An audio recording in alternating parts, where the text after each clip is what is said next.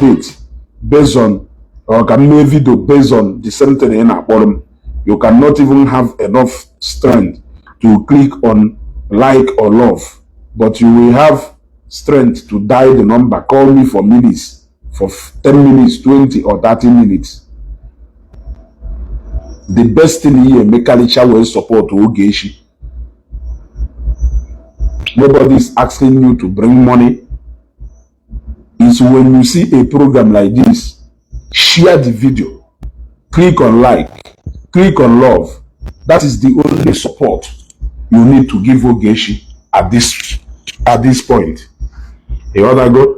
No, no, here, me, mama, I got to see. I'm a video to Sagido call, she Ibe Valentine, listen, check your mic. Or not even leku. Or not even leku. Mad the yes. Can you people hear what I'm saying? Somebody tell him yes. Or not even leku. Somebody tell him yes. Check your audio. It's not coming out. Why? Why?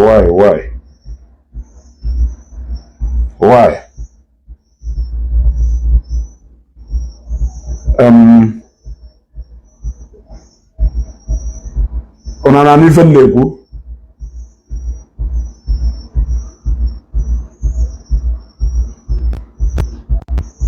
If he agree, problem one on sometimes when they comment on how we fail. You want to go? Eh?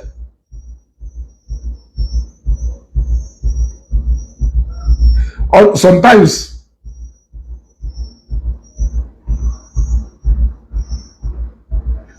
ụfọdụ n'ime ụlọ ahụ agba ife ụnụ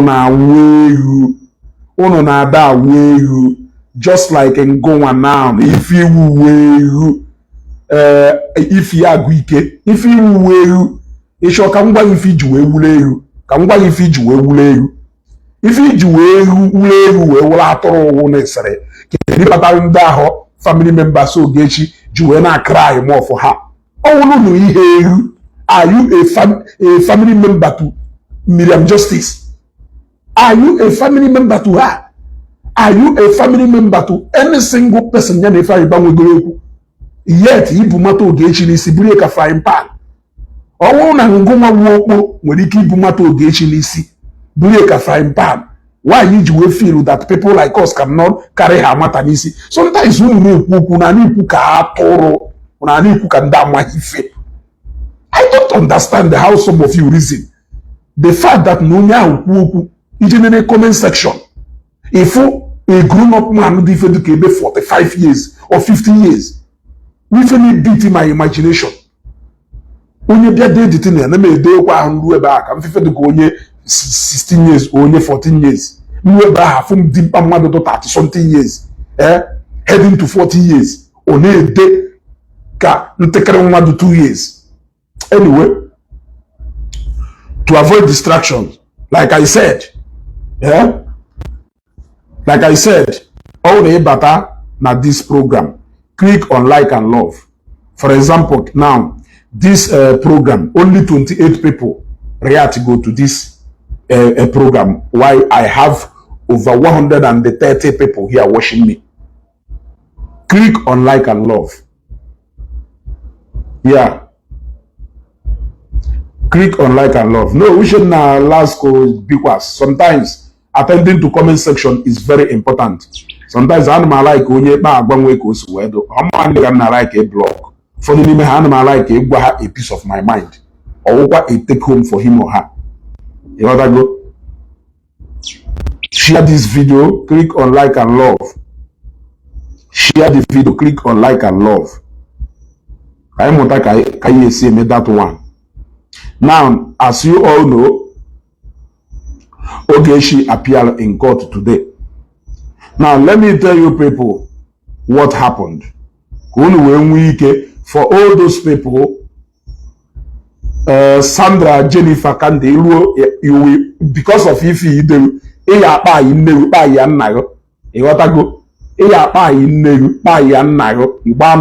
the mother for common to say about poison. As you all know, Ogechi appeared in court today.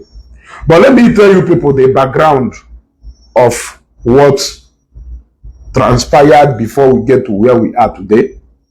Ogechi was rearrested.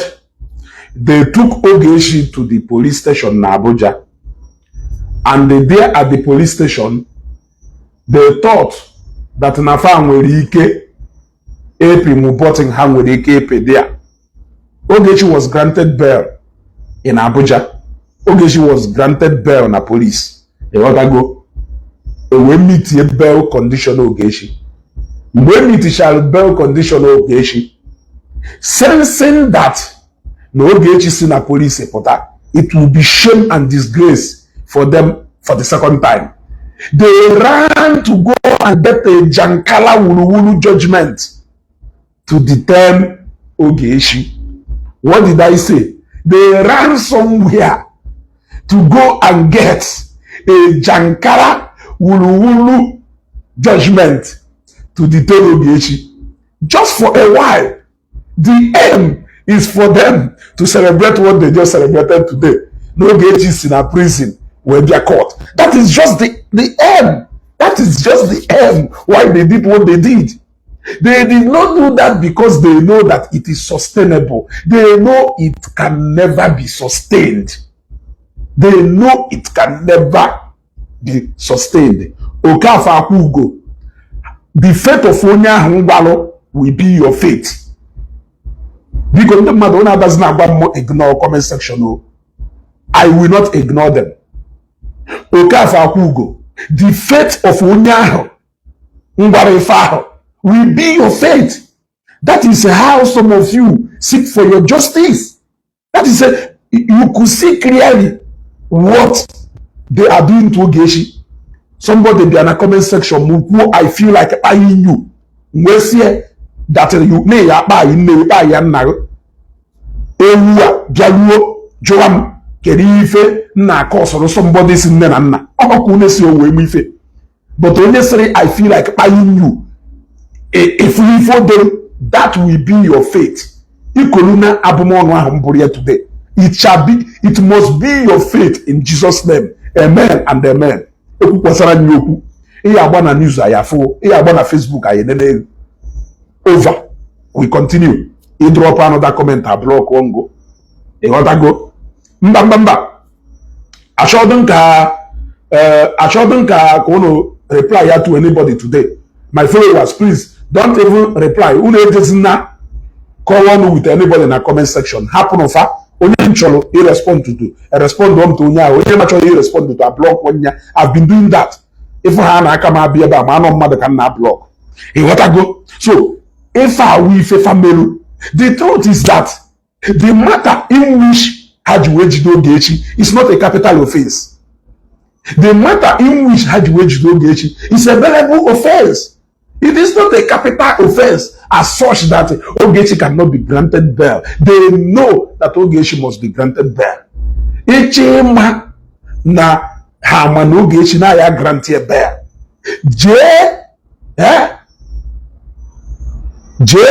Nene ife waja delta. They know that Ogechi will be granted bail. They know. Yes. So the only thing Hajiwena and Machagari is that they just want to see Oge in detention. That is all. Is that the justice you are looking for? So what happened is that they had the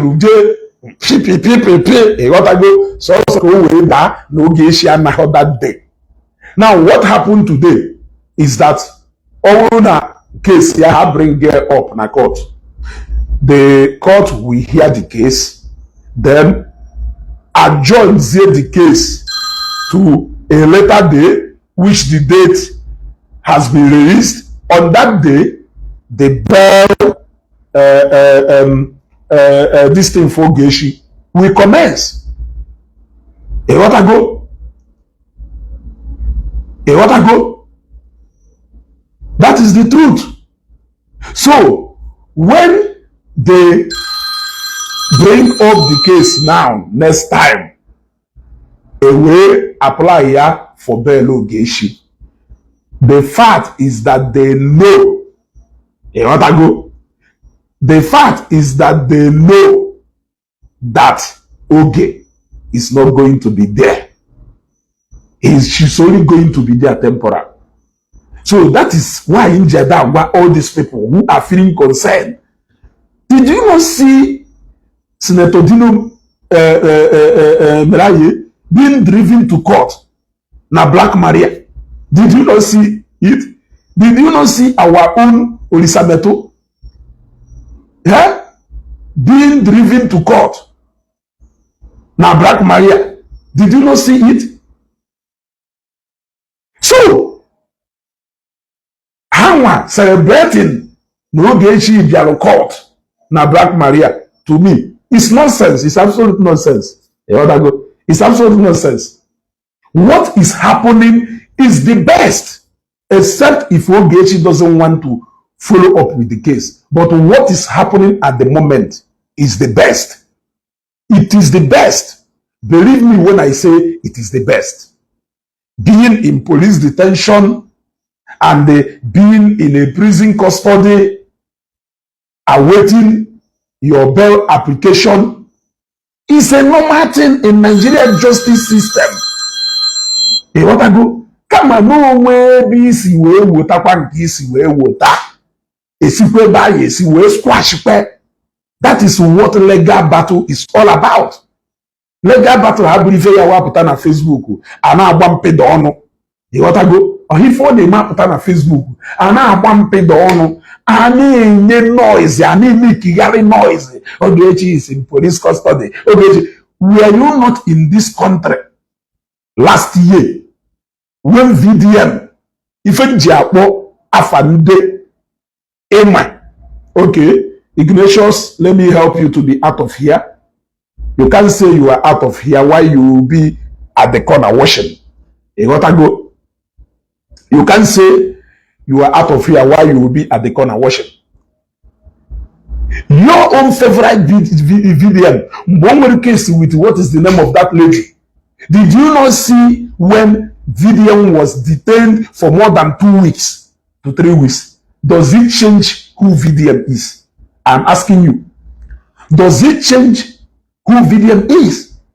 Detention is part of Nigerian legal system. It is not something strange. So I don't know why they will be celebrating nonsense. Even those people who keep telling you, Olahorona sell Konola. How many the last time Matthias Olaho more than 1 week to 2 weeks? Olaho. But you still etwa Matthias is way Jechanga pota a kana worship pe. Etwa VDMs way Jechanga. Jecha sell, ebo no only desire detention or want to sell. Etwa has we jecha ngapota. E kana etikwa hampuna kruisrana. Etwa ko Ogechi si jecha kwa apota. Ayaka na akokwari aka na etonye yugo. So the update I have for you people is not even a long one. The update is that I want you lovers of Ogechi to see what is happening as a normal legal process. This is even where Ogechi will be more safer. I'm telling you the truth. This is where Ogechi will be more safer. Yes. There is no way Ogechi will be coming from detention to court. Ogechi, okay, yes, Victor Greater, I still mock and celebrate the arrest of Ijele. You can continue celebrating and mocking Ogechi. What I told you people is to do what? Get a legal team for Ijele. Let them pursue the case of Ijele. That was what I told you people. Akwokoko is still in detention. AK Hit is still in detention. Onyeze Jesus is still in detention. All of you still sing praises for Akwokoko up to today. But he has been in detention for 3 months and day. Up to 3 months now. But you still clap for Akwa every day. Akwa, you will come out stronger. Akwa, you will come out stronger. Ogechi is less than just barely 1 week in detention, and you are celebrating everywhere. What are you celebrating? Ahodukowu. Ahodukowu. A normal court process is going on, and you are shouting.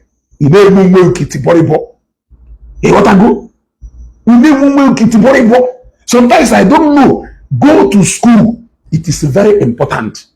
If at all, nature guru na university drop after primary 6. Drop after primary 6. It is very important. I laughed at Ijele. I still tell you today that I am still laughing and mocking Ijele. Yes.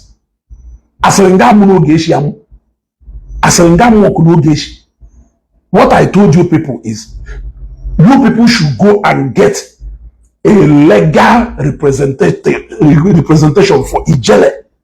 Get a better one for him. Because no need it the same way Ogechi will need it. And Ogechi will here. Yes. Ogechi will here. So can you feel the possibility? No, need the Ogechi na police. The police grant ya Ogechi bail. Because they know that with that case, they cannot detain Ogechi more than 48 hours. They know they cannot detain Ogechi more than 48 hours for a case of that magnitude. So they granted Ogechi bail. Upon meeting the bail requirement, VAM, they see from nowhere, Mabulu, Awo, he want to go. Bah! According to Ifa, it has to be followed. But to the same place, through the same process, can you withdraw that akwụkwọ? Omekwa bangu no mego. Omekwa bangu no mego. Yes.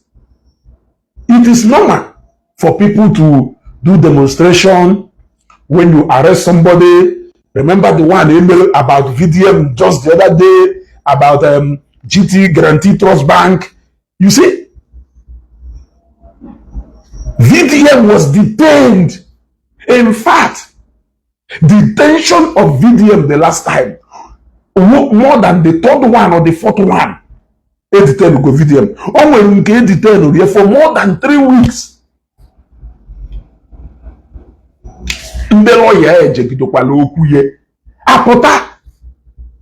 That is the reality which you people preach.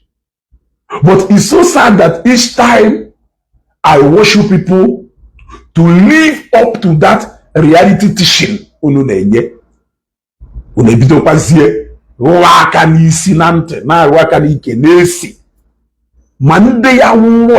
That was how the last time I arrested Ogechi. They all ran to Zone 13 Ugbo, abandoned everything, ran to Zone 13 Ugbo, Hajemochi Hanaka Hamu.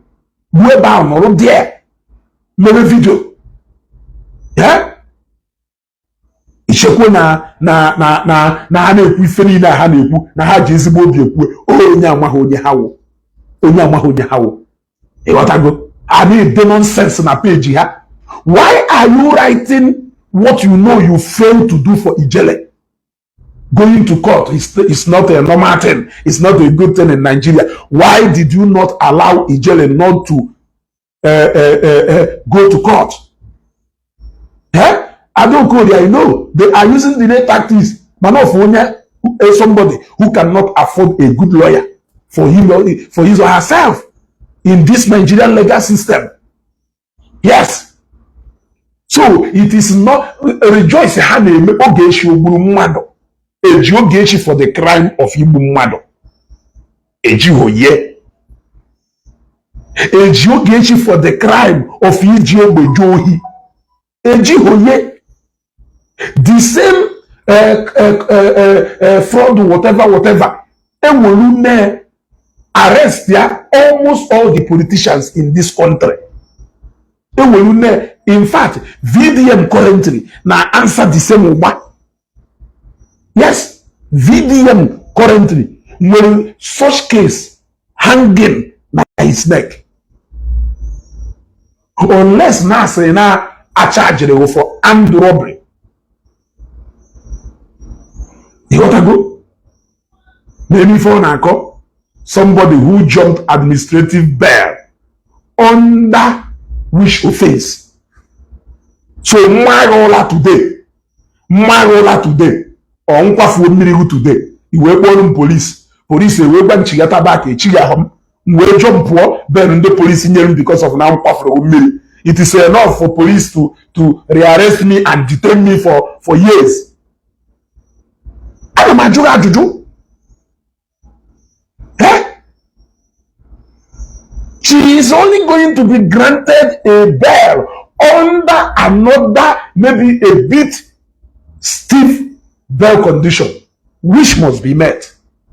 Of course, you know, it must be immediately. So, I want to ask, if truly that what you are seeking for is justice, if truly that what you are seeking for is justice, why is it that na high water if I na Bugarigide only 2 years? I thought you actually want Ogechi to come to court and clear herself. Bugarime a in a celebrity. Does that is that equal to justice for you? It's a the the highest thing you can do is to give me opportunity to clear myself. Any attempt to shift it from what it is rubbish. Any attempt to shift it from what it is, coming to explain myself. Why will you not give me that platform? Yeah, I am assuming does that equal to justice? That is what I am asking. Does that equal to justice? Now your dictionary. I am asking you.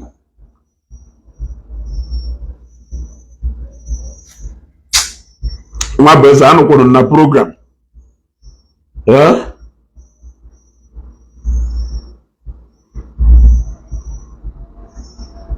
My best, I from me feel it now. We should move there now. Yeah, we should move there now. My brother, we should move there even now. We should move there. I know what I'm talking about. I know what I'm doing now. You want to go? I want to go.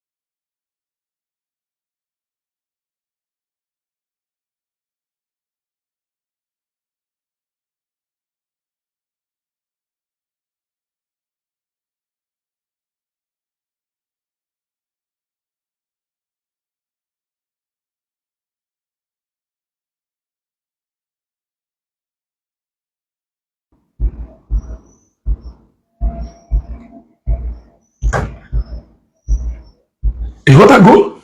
Yeah? So, you people should calm down. All you lovers of Ogechi, you people should calm down. What is happening is nothing. It is nothing short of legal process going on. It's nothing short of legal process going on, which must be followed all along.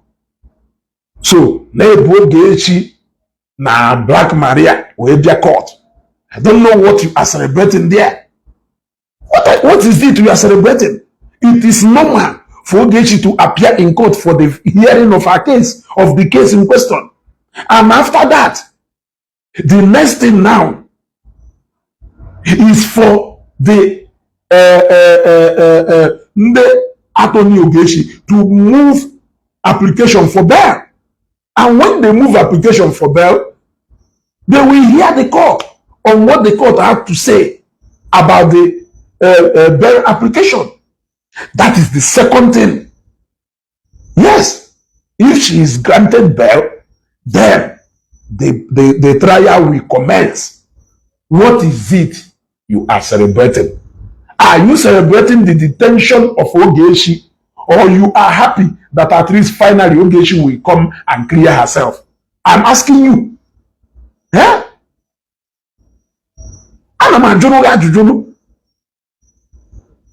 Are you celebrating? So all you wanted was Ogechi not on a detention, not even for her to come and clear herself. And I am asking you, you go there, you go listen tire. Yes, I go explain tire. You must listen tire. All nature he beg into my explanation. Can you feel hear me? I'm a Jojo. All need to interested na explanation and nenye. Can you feel hear me? Yeah, no here. You will exit, but he not here listening to what I am saying.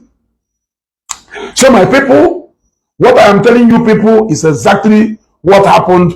Ogechi was arrested and she was granted bail. Upon meeting up her bail conditions, the judgment came from somewhere to do what?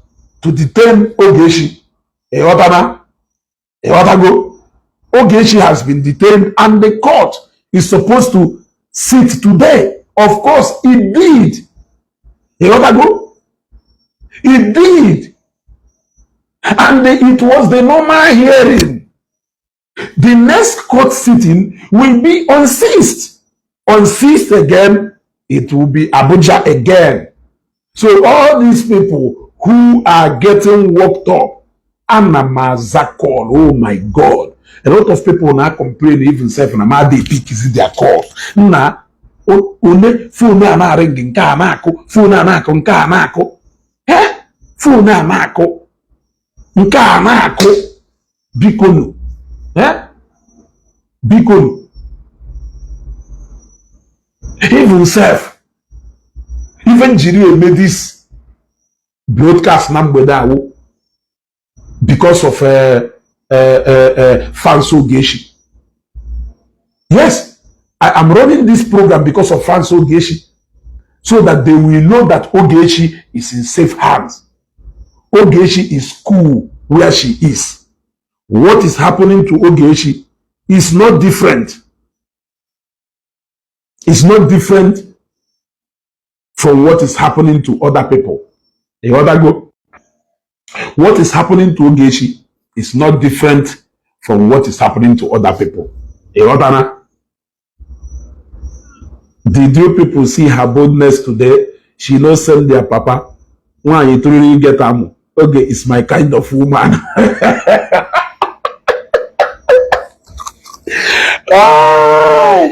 She like the motivational speaker said you go na Facebook. You want peace. If you no show them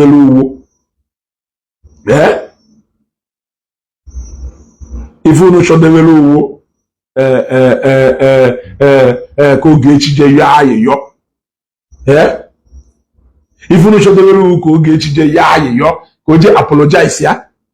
Your right up from beginning to end. Mama wezu go. Ye je ponye na phone. Anama ponye na phone for what? Onwere business mu na onye ahụ ji mmejije kwe na phone. Somehow nya agbasaga ha na agba mmejije kwe na phone.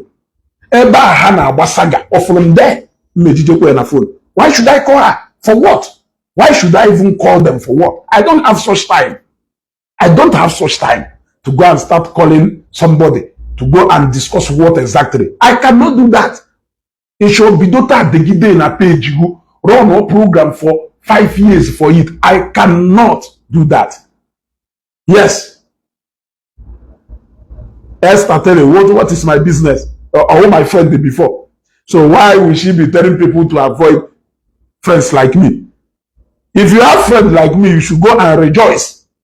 If you have a friend like Ezu, go and rejoice because he will be a reliable friend.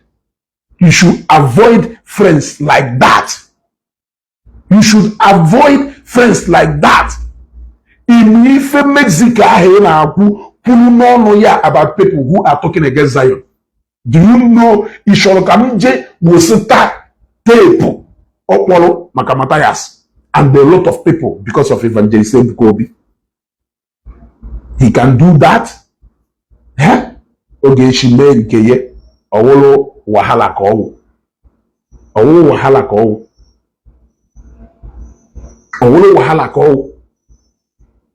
So, what I am telling you is that do not happen or far. They are celebrating nonsense. What is happening is nothing different from a normal court process taking place. If they say that no Ogechi jumped bail, let that be for the court to decide. It is for the court to decide whether or not Ogechi will be coming to court from the house or from the prison. Yes. The judgment from the court cannot be a judgment or judgment from court maybe to detain you for 2 weeks or maybe to detain you for so and so time. It is still left for a competent court also to set aside that judgment. You are not the magistrate. You are not this. It is left for the court to decide whether they have a reason why Onya Yeji na prison abia. Kahaya say, okay, we are going to grant her bail under so and so condition. Okari Hetua. Yes. Okari Hetua.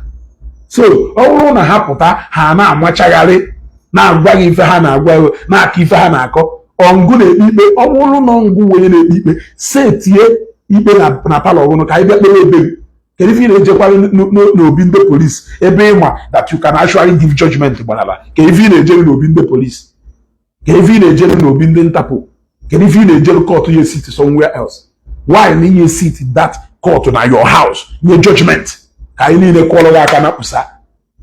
So all those things the father, what do you expect them to actually be saying?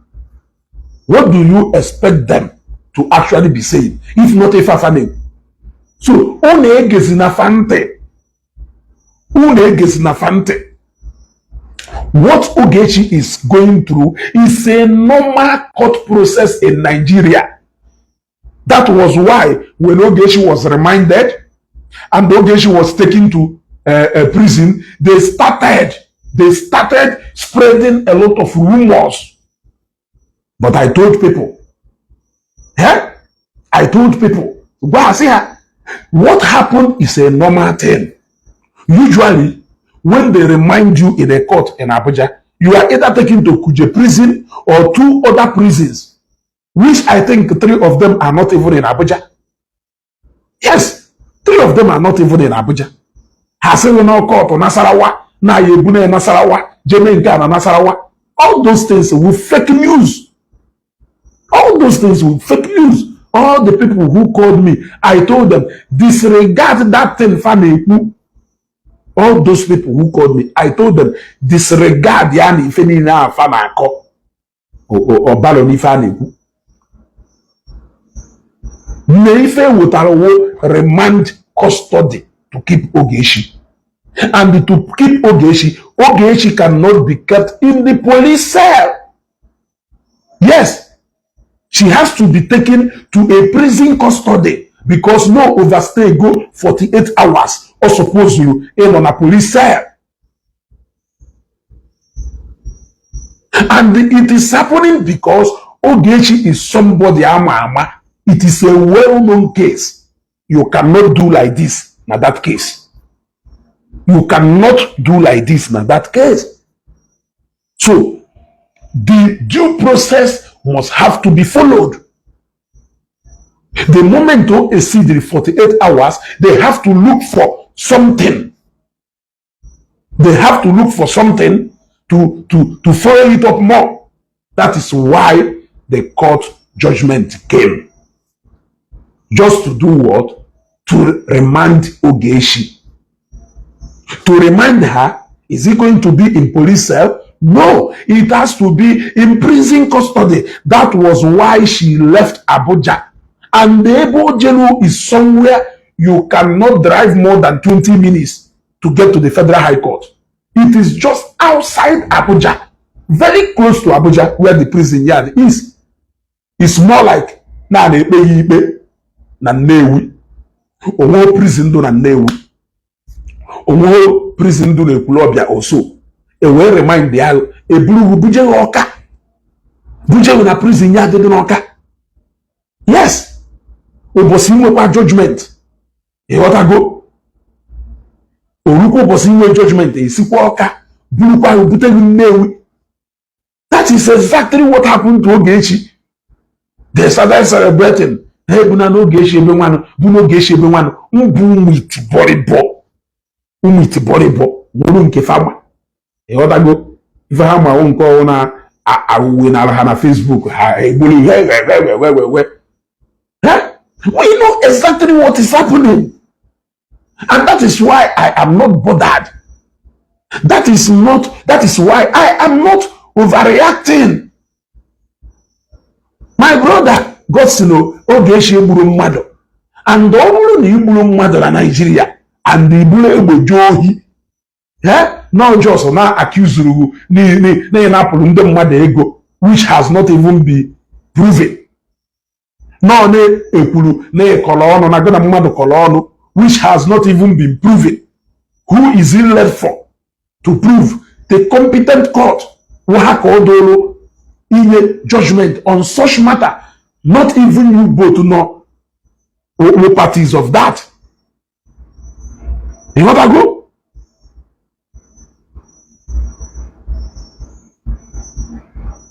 You want to go?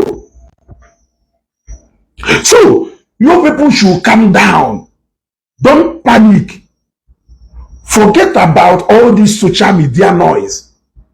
Una arrest Ogechi. Una apoje Ogechi court. Ono kanona Facebook na enyegari mpoto.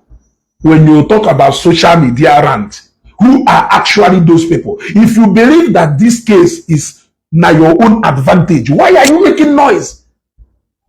Na uzie can na gwa. Clive memory, even you, hundreds of people na can be saying new ways scammer. Don't you know? It is different with Ineji Derugu na case of armed robbery. I'm kuzeri of ma. Because a man of the moon with boribo. And that is why in USA get education no matter the letter or somebody can pull up tomorrow. When you get to the police must at least have to do investigation. You want to go? Anybody can say me Wayo, but not in a case of armed robbery. Yes. Because name with the use of ngwogone. And for onye kwuru na anyị na-celebrate mgba arrest Jerry, o nwere ike wo na ntego a broken record call. I am confirming to you right away that I am still celebrating the arrest of Jerry. So you can go ahead and celebrate the arrest of Ogechi. What we need to do is to make sure that everything that needs to be done for Ogechi to get justice is being done. That is it. What we need to do is that every single thing that needs to be done for her to get justice must be done. Ndị na-achọzikwo arịrịọ donọnụ chọrọ apology. Ekwuru m sị, ịghọtago na onyeru njelu na-ewe ha ndu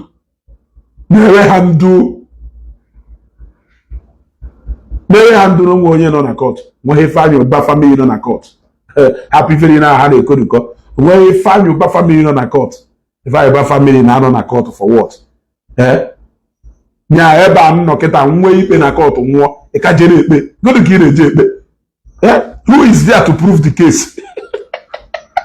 Ana m ajụ ajụjụ. Etu ya nọ kịta mụ na ha na-ekpe ikpe. Etu ya nọ kịta mụ na ha na-ekpe ikpe na mụ kwuru n'iwu onye ohi. Ọ n'ikwu na mụ uwe onye ohi nwee nwa echi niile. Who is the petitioner? Ana m ajụ ajụjụ. Onye ahụ bụrụ ezigbo ịma n'iwu iti. I am not questioning those laughing at Ogechi. Rather, I am explaining to the real followers of Ogechi what is at stake. Reminding you people celebrating that you are celebrating, that your celebration is just, you people are just ignorant of what you are celebrating. You want to go? So I like a metua. Nsi we na agwa ye. Ki we water. I like clearing people. Can the mother water more for me? I am not stopping you from celebrating arrest Ogechi. Rather, I am explaining to followers and lovers of Oge the real situation, so that they will be aware and not carried away by the lies and deceit we know spread.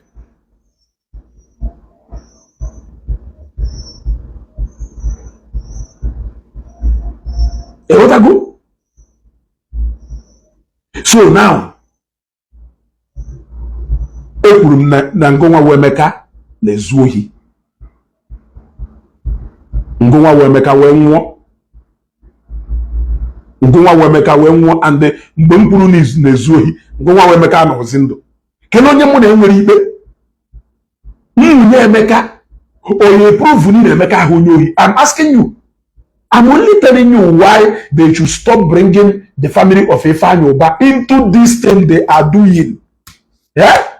Stop bringing that family into all these things. The family of Kwacha Anuzu, they have moved on. You want to go? The family of Kwacha Anuzu, they have moved on. They have moved ahead. Hey, face, they don't have this kind of time. They are not Facebook people. You want to go? Now that family, the only person who will present na Facebook who Senator Ifeanyi Uba because of political engagement here. So they are not Facebook people like you. Yes. So they have moved on. You are still living in the past. Yes. If you don't know the day Senator Uba was buried, Shiki Minaji, caution no more first. Before you look for who to caution who. Caution no one first. I will start by cautioning you. I will start by cautioning you before I caution Ogechi. Because when caution no child, he behave when them. And when they say caution Ogechi. Because I want to make caution who he will know the corner. Je caution Ogechi. He will look one je kwa puta Ogechi for maybe caution or yet.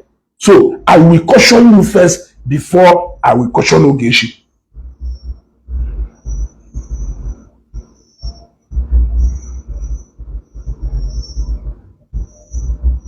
You want to go? So, to the lovers of Oge, you people should keep calm.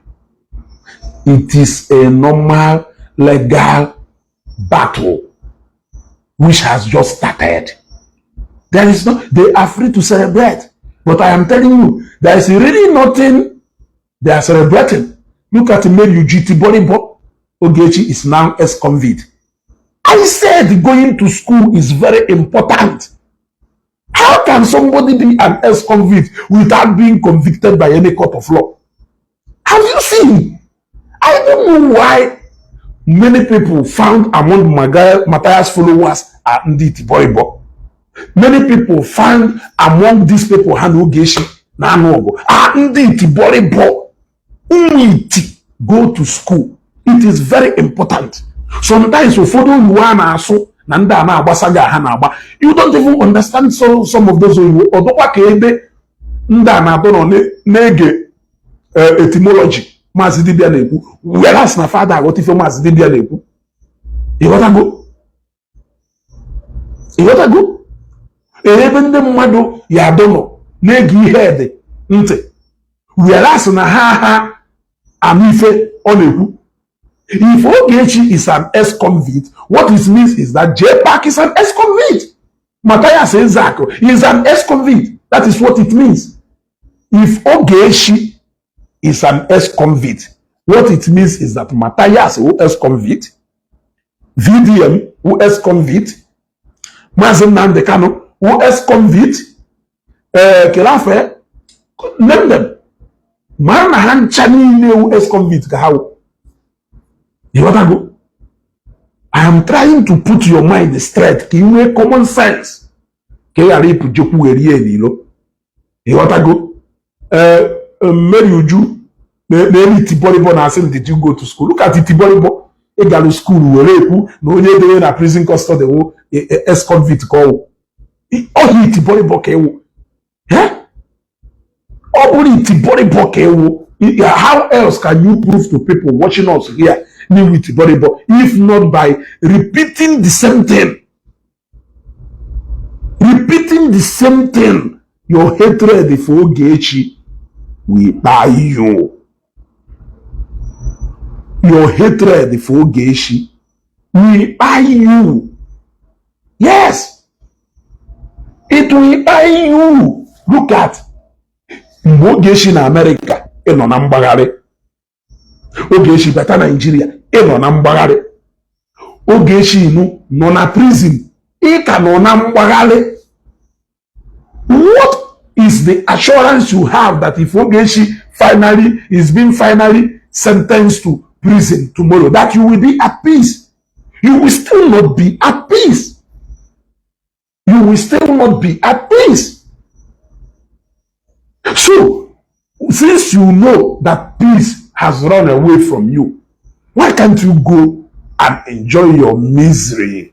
You want to go? Go and enjoy your misery. Look at the Guru Nasemo Owanka. You called me on phone to brag. Ezuko, nothing can happen to Ijele. Do you know who Ijele is? Oh, my Ijele Aka. Nigeria was into two. If you are here, you are here.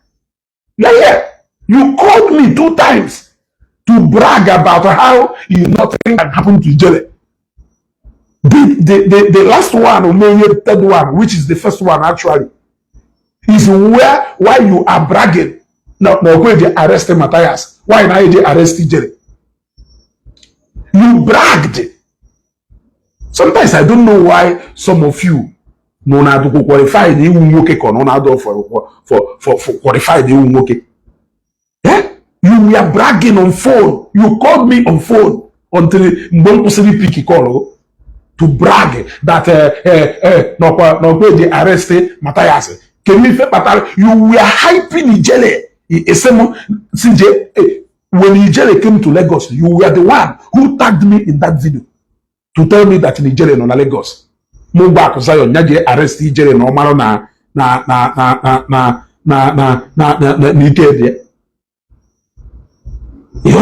was it not you? Look at you in the comment section. You have even stopped talking about Ijele. Yeah? You have even stopped talking about Ijele. When last did you talk about Ijele? The same Ijele you were calling me, disturbing me, pressuring me, pushing him. How many days since February? Did I tell you that Ogechi will not be arrested? When Ogechi was arrested at first, did I tell you that she can be arrested? Even the second one, did I tell you she cannot be arrested? What I told you is when somebody only Nkerudo arrested, do what you have to do. Yes. Do what you have to do. Mba arrest Ogechi at first. Ndo to hanine group of conspirators na ya mahofa. They ran to Ukpo. No mere video. Yeah?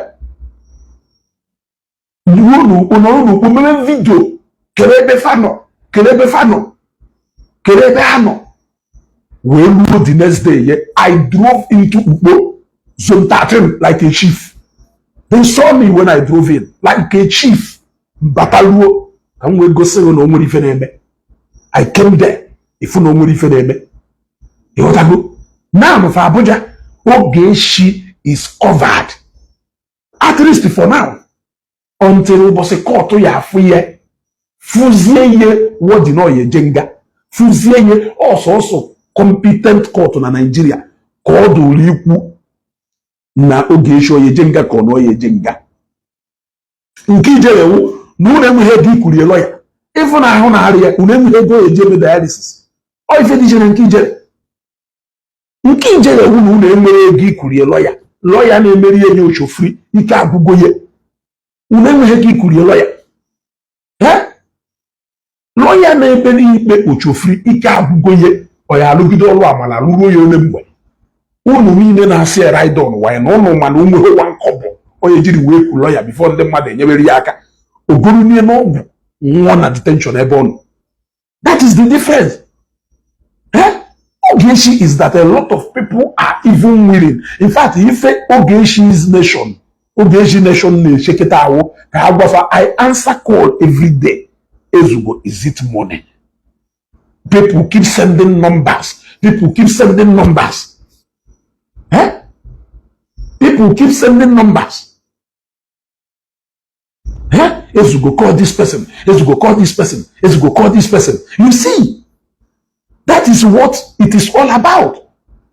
Man, ijele no na Facebook na agba mpedo ọnụ whereas no nwere anything. Anono na akọrọ ya aka. Look at Guru.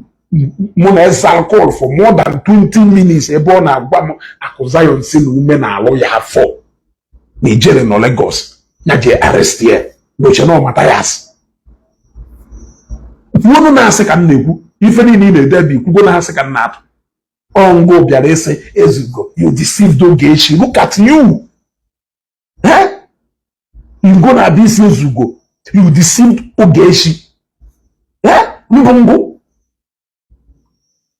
amara ebe integrity unu do as unu nwoke.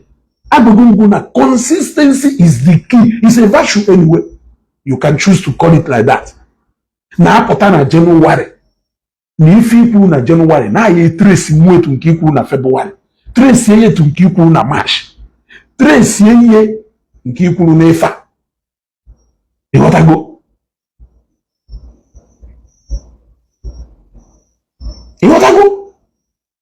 So you called me bịa back, yeah, the bunko na more than 3 times bragging. Did I call you about Oge? Did I call you about Oge? All the while, did you even hear me talk about the matter in person? Did you hear me talk about even if JPAC? I was only saying, no, if you kunu kasalo. That was what I was saying. So, if you go na muna ga hufu,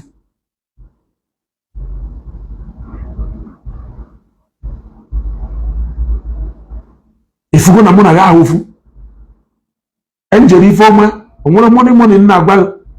If you have a police, if you have a court case, you use money to pay for a lawyer. And you have to pay for a lawyer. And you have to use money to hire a lawyer. It is not a problem, go.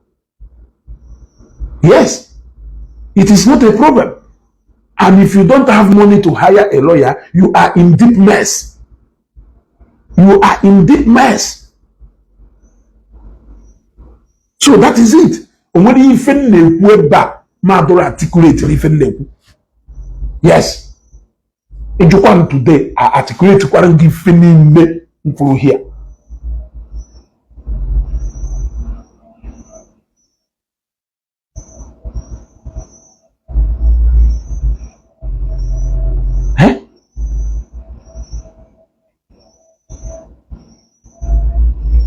given Negu. Ezediki Zogo. I just played a voice note this afternoon, a video which I only showed the voice, where somebody was calling Mama Ogechi Ogbumado. Na Mama Ogechi Ogbumado. Where Joe Onyaho Suna Onyaho Suna Onyenya na Ogechi nwere problem eji webe ma arrest na Nnewi. Kwuru na Mama Ogechi na Ogechi gburu papa ya. Na Mama Ogechi gburu di ya. Even na Jowo Mama Ogechi okpolo je park afa. That is just what I am asking you people. You cannot be one-sided in asking question. That's why I said, if you must be against Ifiyinewu, it must be two-sided. It must be two-sided. Manina just also one side. Does it mean that na Dr. Ugochukwu ana all along? Emako diafa nda ogo Dr. Ugochukwu na Facebook. Dr. Ugochukwu so na basaga. Even na oriye.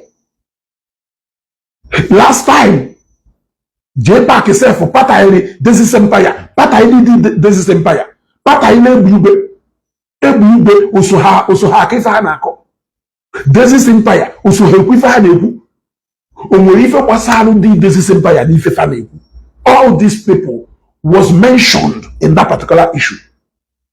But Hana Wafaha, he opened there. He even Pataili Jowa. Pataili Jowa, Mopti Jowa, dress ya Jowa for my. Ntenina Osoha Anogo. You cannot tell me what I know. Yes, you cannot tell me what I know. You cannot tell me what I know clearly.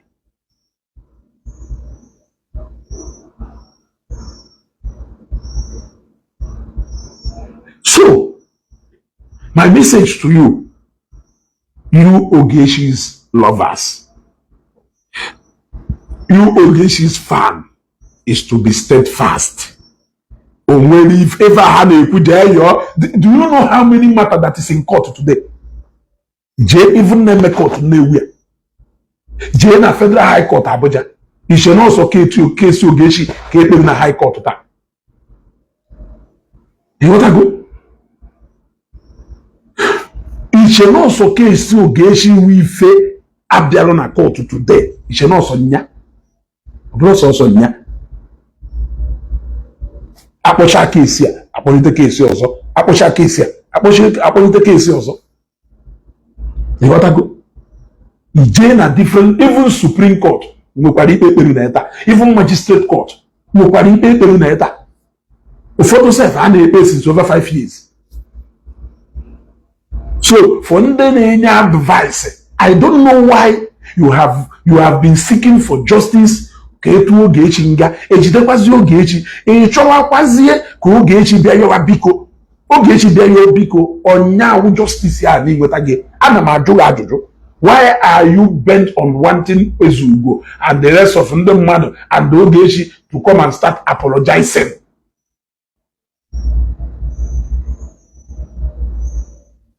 I am asking.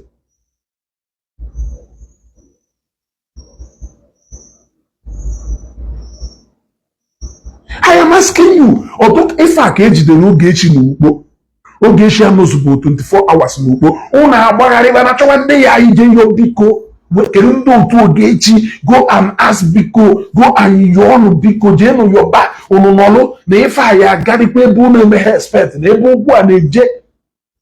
I told you people, na-eji Ogechi n'ugbo. There is no necessary things that needs to be done if Ogechi must leave ugbo.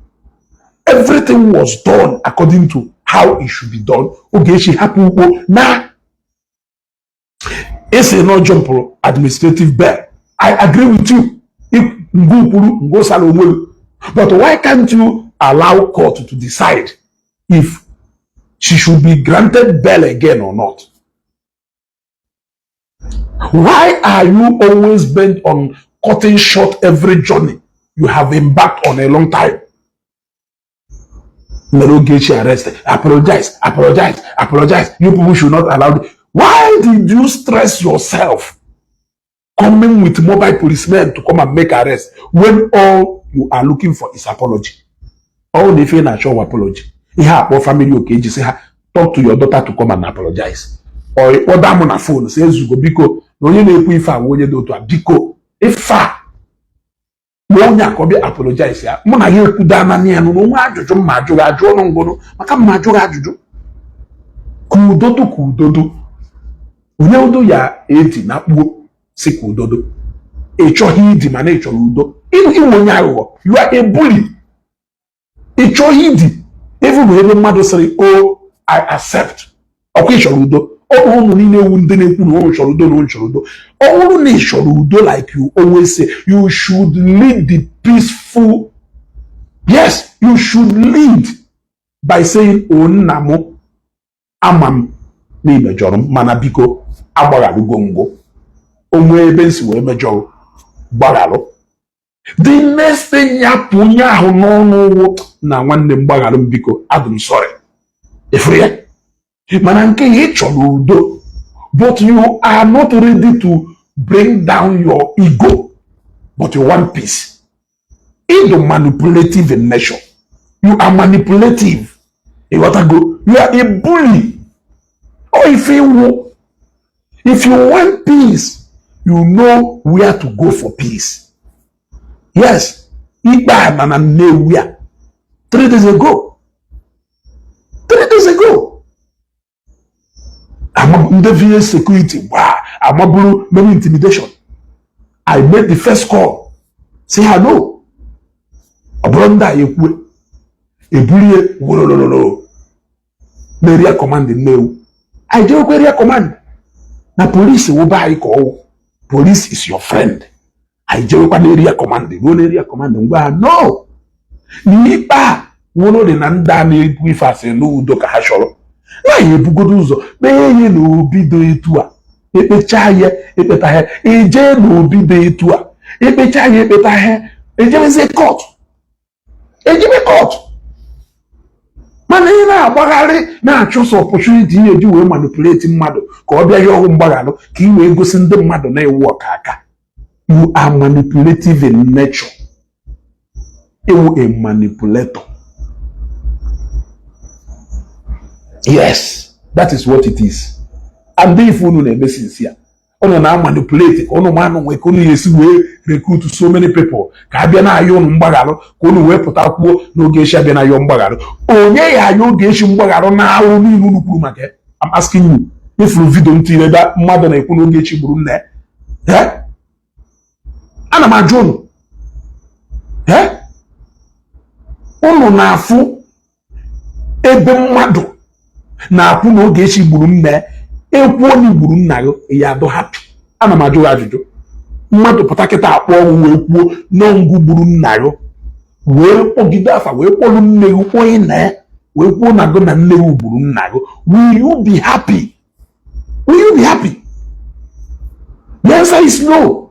So who is going to apologize for that? Who is going to apologize for that?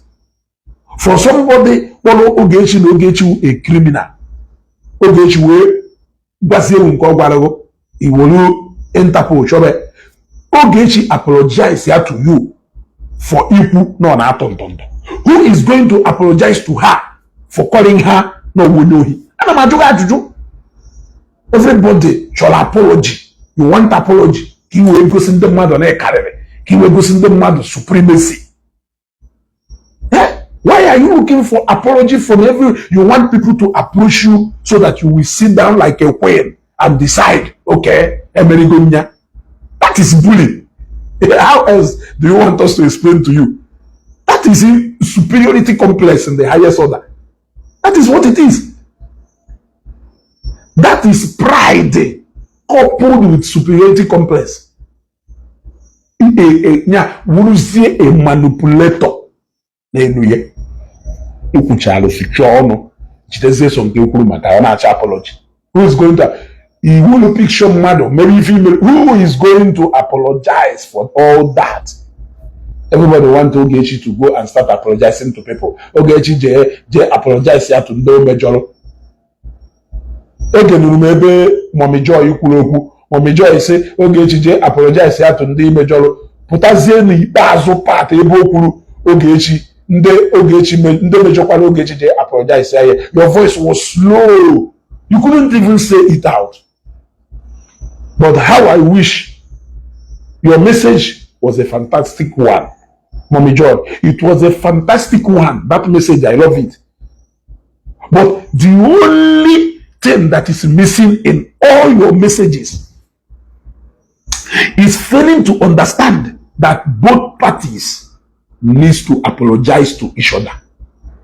Because both parties have said unthinkable things against each other. So, if I apologize to you for what I said about you, who is going to apologize to me for what you said about me?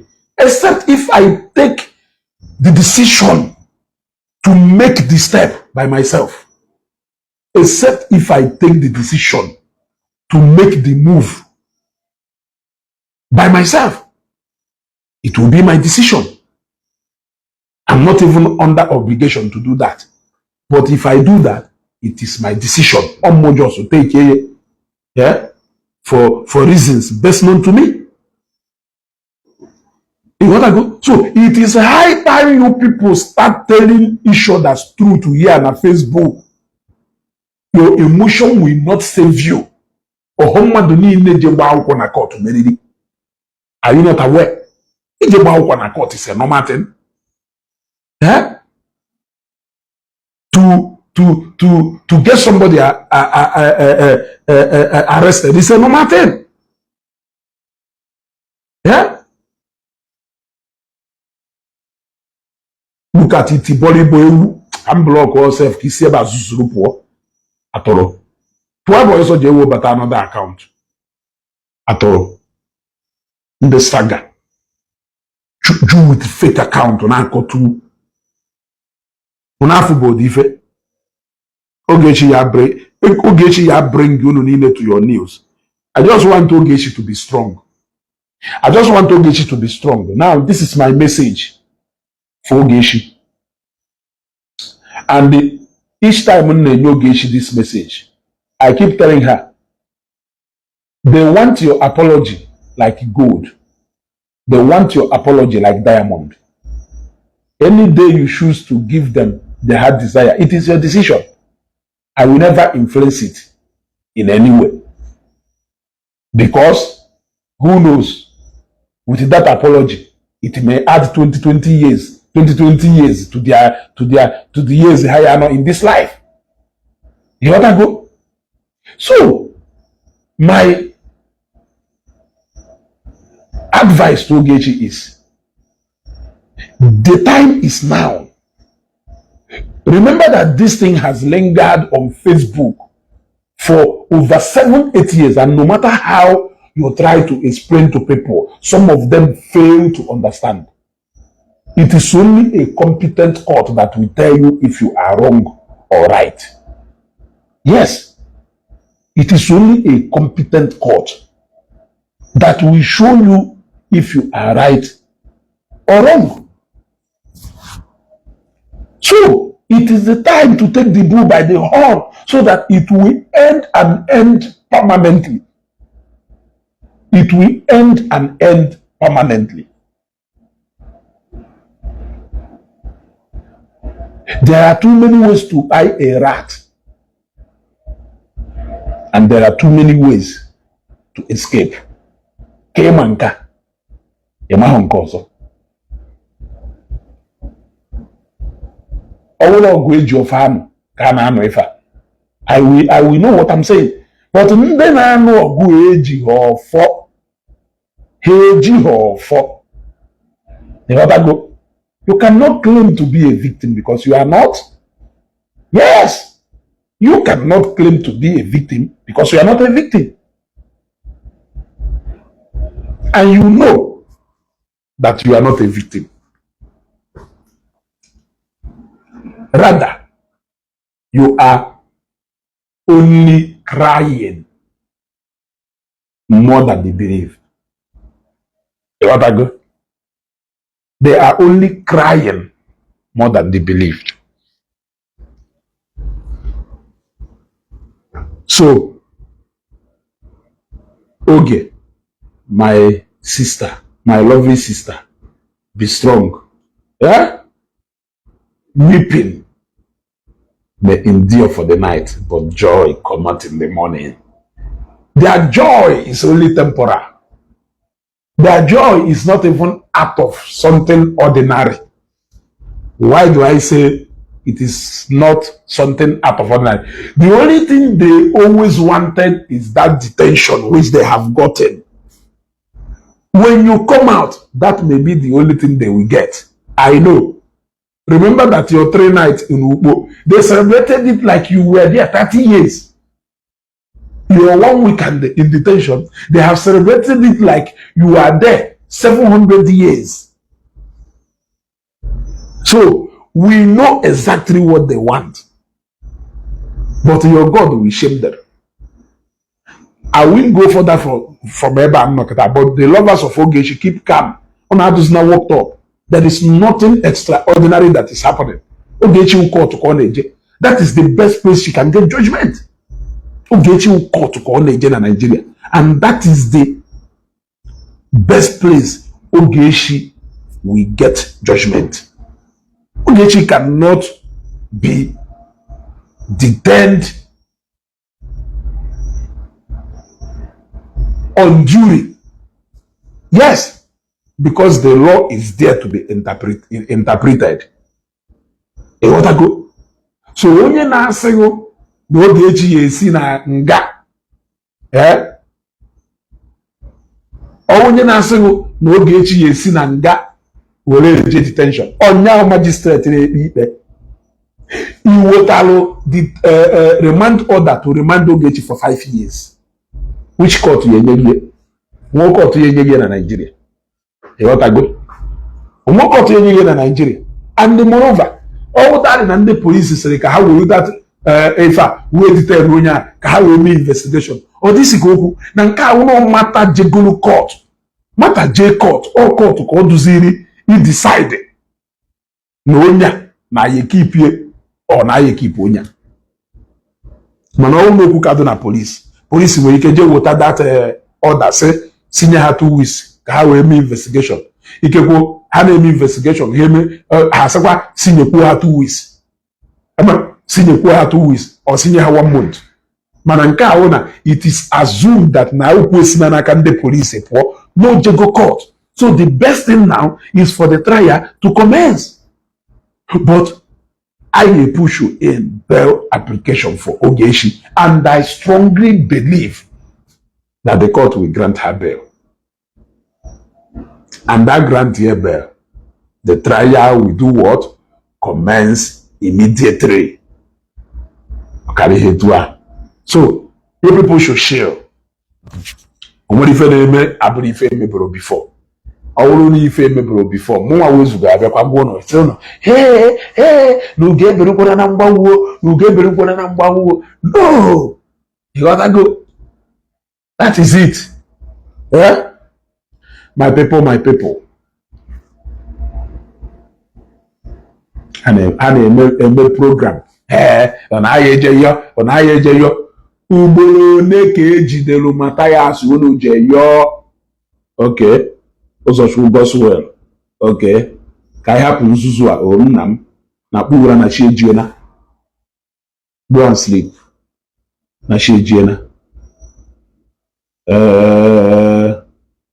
Kele onye ọzọ. Okay, Scott Dan. Na kpụwara o nna m na chi ejiena enelezina.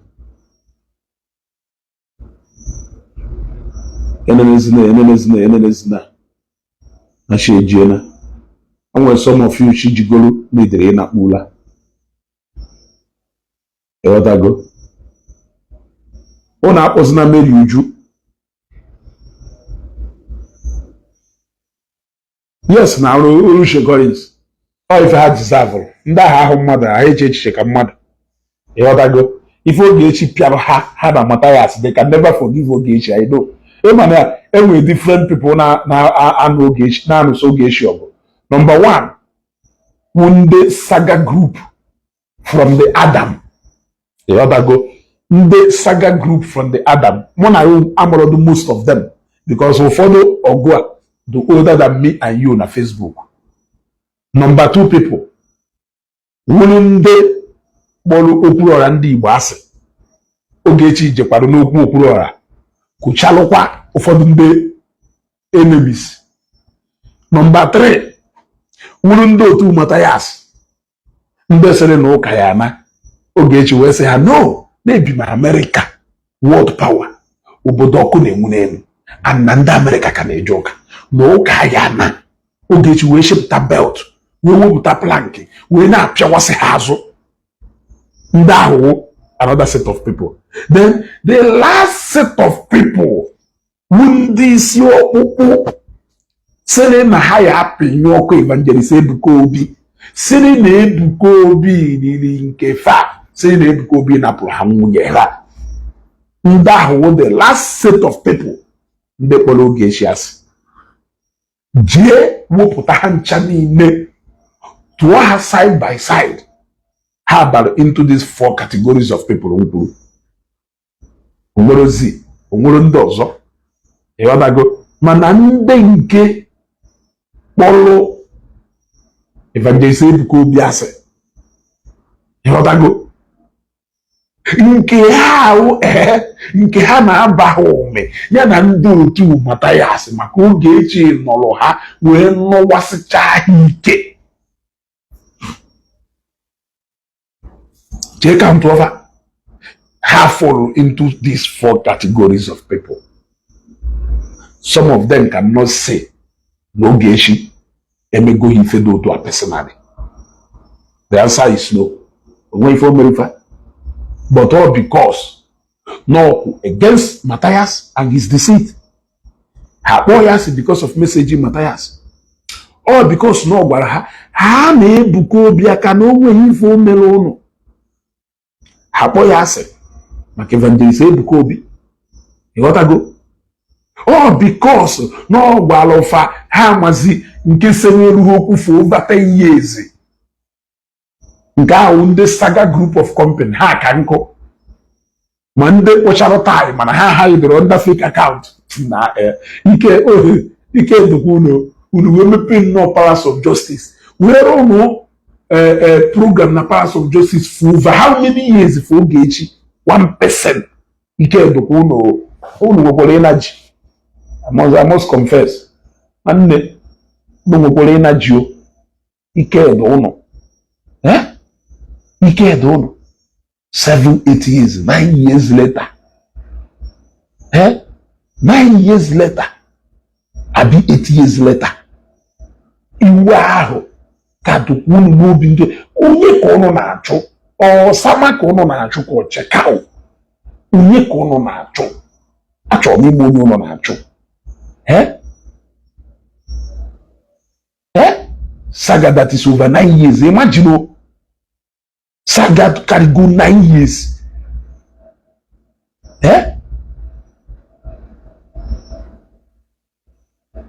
You know that go?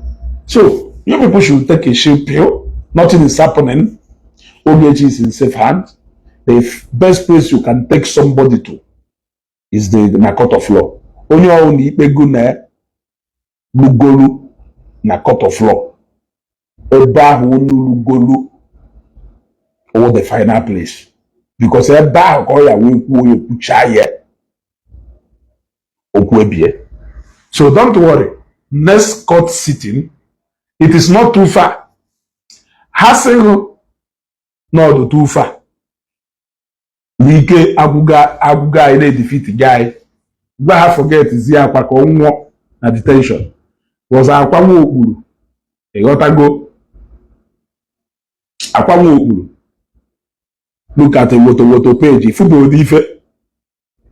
di ife. Ogechi iso karịsịa nwanyị. Ka mbido kwa ya ọzọ. Adamami wọta.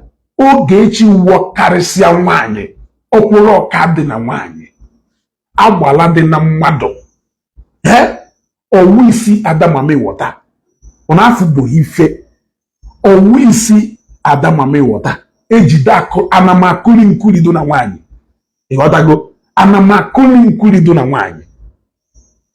So what are you going to do about that? Nothing. There's nothing you can do about that. Yes, there is nothing you can do about that. Even in detention, we are still praising her. Have we stopped praising her? The answer is no. That is to show you that now we still believe so much in her. You want to beat a child and you tell a child not to cry. You beat a child and you tell a child not to cry. Yeah? Wait. When she came back from Obodo Iwo, we celebrated her. When she came back from Ubo, we celebrated her. Wait when she comes back from this one. If for the kind of celebration I am at this one, ono ya si ogono. Ebe are ko ono ya no we ma na ayi duru ye na eduje na nga. Yeah? Also, you are learning the hard way. You are learning the hard way. Now, with your Ogechi court. Yeah? For the name of you, now sound like a broken record. You are learning the hard way. No Ogechi jail court. Yeah? Which hard way can they learn? No Ogechi jail court. Yeah? I'm a matter which hard way can they learn? No Ogechi jail court. Which matter on a court? How many people has been detained and they came out? You are just bitter the Ogechi. You are looking for every way to take a pound of flesh on Ogechi. But it's a lie. You hated Ogechi because of Zion. And the Zion area, we force it to Ogechi as a now, Nambono, Bujalo, no Pota, maybe the Zion no. No Ogechi Pia was Chalonazo, Uwepoyase, Uwe we shake for Joe May. Uwe Bozo. Eh? Na mgbe na nwaanyị a na-enwe okwu ime onye ọwụ ana m ajụ gị Adamama ịghọta mgbe ọ ga-echi na nwaanyị a nwere problem ime onye ọwụ ana m ajụ gị were you there ịmadụ mgbe ife amerụ ịmarọ you only hated Ogechi because na o nyere unye woto mgbe ụnụ na-achọ ụnụ wee evangelist Ebuka Obiaka n'anya o wee nye unye woto wee wuru mma gbujisicha ụnụ aka rụdo handicap. So if also numero unu nini jezi align on azu onye because you people want to get Ogechi. Agbala nwaanyị. Yeah? Kono nine recruit onwe unu. Eh? Kono recruit onwe unu because no gbara unu na unu tie aka eba na ebe ahụ enogo area. You got to go. Okonya crime or committed against somebody like you, Adamama Water. Mgbe na nwaanyị a nwere okwu na Facebook, you were not there. Yeah? No, ma block here because also na ndị nchọrọ ka ha na-anụ ife na-ekwu. Ma block here. Also na ndị nchọrọ ka ha na-anụ ife na-ekwu. Yeah? Also na ndị nchọrọ ka fa na-anụ ife na-ekwu. Ma block here. Also na ndị nchọrọ ka ha na-anụ ife na-ekwu. Ogechi tipụtara mmụọ ka agbala chụọ ọsọ mbịaka isi na mmiri ebe ị na-eme ife mmiri gbapụta that ifem nyere zọpụta from kingdom of darkness ịgbabata buru Bible ghọọ prophetess from ịghọ prophetess okwuokwaghị edi gbarụkpakpachikwa na mmiri ịkụkata n'elu ịkọ na ọ na ya nọrọ dị eneduo m ịkpọbata gị ka ife nna akpọbata ka ị bịa mee a na-eme ife eze nwaanyị ebe a ị chọrọ ịbịa gbuwere anyị ọkụkọ na ebe a ka ị chọrọ ka ị bịa yiwere anyị akwa red ka ọ ka ị bịa ebe a mewere anyị cherimama egwuru na-eji agba na mmiri ọnwa ife m ji eme ịghọtago orije ebe unu na-eme mitin ndị mama ịghọta ese m kpọbata ka ebe m na-akpọbata agwangọna nni dị ka achọrọ m aja ka agwangọna nni dị ka alụọrụ m ọrụ mmiri achọrọ m ka alụọrụ m ọrụ shi agwangọna m chọrọ inye chi m nri Yeah? You ought to go. You ought to give him now.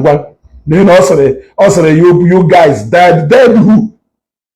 Dead who? O mere Ogechi arrest n'Ukpo. I see n'Ukpo kpọpụta Ogechi. O Ogechi arrest na Abuja. I jee na Abuja ka agụpụta Ogechi. O jee court. That is the last place you're supposed to be. Court will the only place ya will intimidation end there. Contact ewu na court go end there. So kedu ife ọzọ ụnụ na-abara mba? Contact niile nwere n'ụwa na court go end there. And ebe ahụ jere owo the final gbagam. Yes. Ịghọtago? Ebe ahụ jere owo the final gbagam. Mgbe esi Ukpo bịa, anyị sị ka anyị gwa ụnụ na polisi ụkwụ na anyị niile egwe polisi. Ejekwa Abuja, anyị sị ka anyị gwa ụnụ Abuja ọgwọghị polisi. Pịapịapịa. Asanya chepịa. Court ahụ the final place ya ahụ ije ndị ilu ha court ma arrest akwụsị. Like a grant bụ Ogechi bel kịta. Ogechi jebe court ọnyarụ GLE ihe. Jewanụ mgbe. Ịghọtago yiri koi gbakọrọ gold na-eke Ogechi ya esizi eje court. I can imagine ka Ogechi esi eje court na ọpụta. Etu a ka o esi eje court. Because court was the final place nwere ebe ọzọ. Ịghọtago?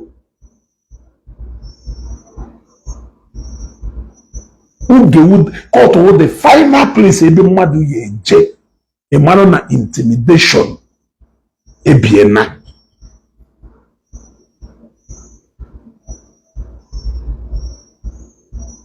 Okay. Ukodima winner. You now zuzu out of my page. Also, pia!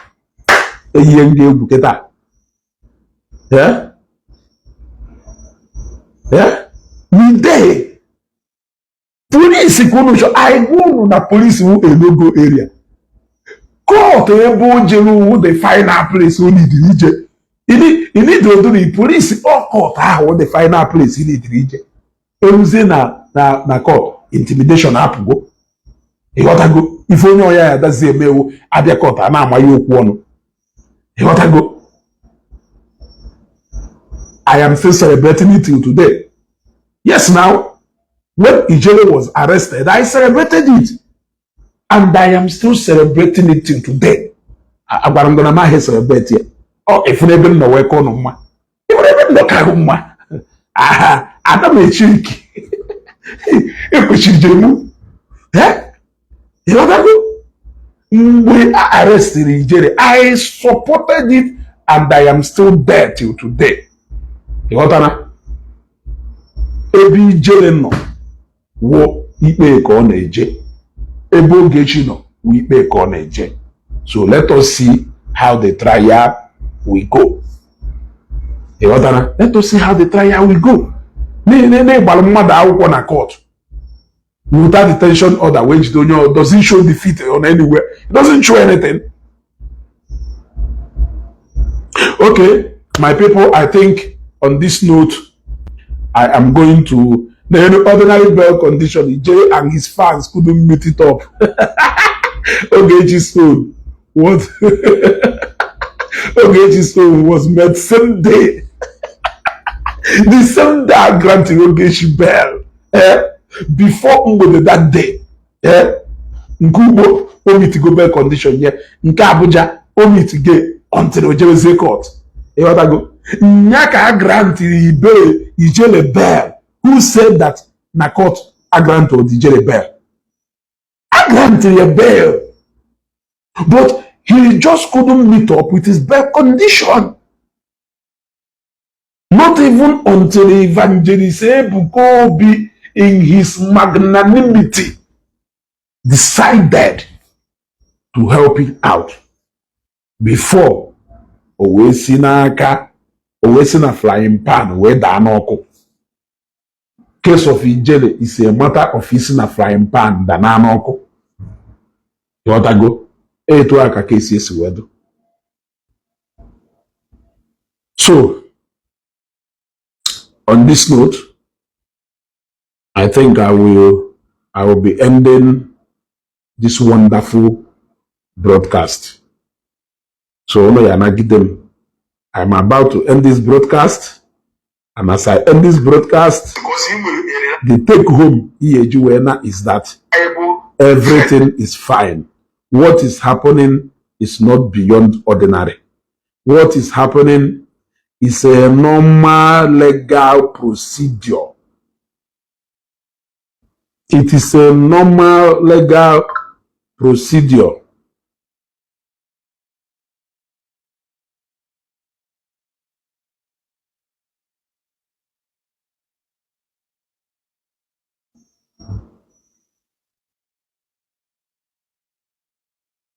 Okay. I think I will end this broadcast from here. Kabani amala im makachifo.